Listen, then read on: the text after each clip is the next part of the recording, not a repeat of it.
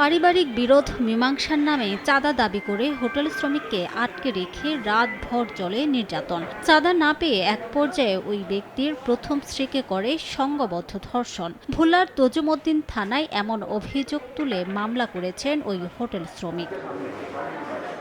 Hotel শ্রমিকের অভিযোগ, তার তৃতীয় স্ত্রী গত শনিবার রাতে ফোন করে তাকে তজুমউদ্দিন বাজারে কামারপট্টির একটি বাসায় ডেকে নেন। সেখানে আগে থেকেই অবস্থান করছিল ফরিদউদ্দিন, আলাউদ্দিন, রাসেল ও সজীব নামে কয়েকজন। তারা পারিবারিক বিরোধ মীমাংসার জন্য ওই শ্রমিকের কাছে ৪ লাখ টাকা চাঁদা দাবি করে। না পেয়ে রাতভর বাসায় আটকে রেখে মারধর করে। পরদিন সকালে ওই শ্রমিকের প্রথম স্ত্রী ঘটনাস্থলে গেলে এক পর্যায়ে তাকে জোরপূর্বক ধর্ষণ করে ফরিদ ও আলাউদ্দিন। রবিবার রাতে জরুরি সেবার নম্বর 999-এ কল করে ঘটনা জানান ভুক্তভোগী। পরে তাকে হেফাজতে নেয় পুলিশ।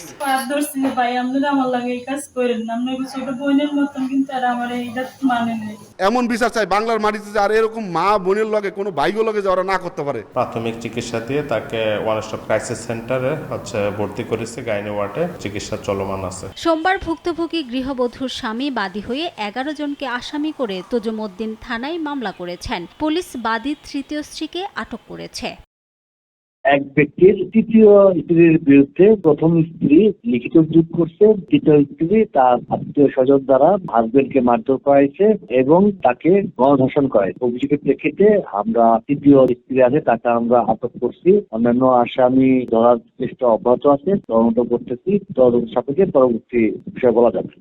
মামলার বাদী জানান, প্রথম স্ত্রীকে নিয়ে তিনি ঢাকায় বসবাসের পাশাপাশি একটি হোটেলে কাজ করেন। তার তৃতীয় স্ত্রী থাকেন এলাকায়। মামলার এছাড়ে ফরিদউদ্দিন, আলাউদ্দিন সহ 7 জনের নাম উল্লেখ করা হয়েছে। পুলিশ জানিয়েছে নাম উল্লেখ থাকা আসামিরা পলাতক।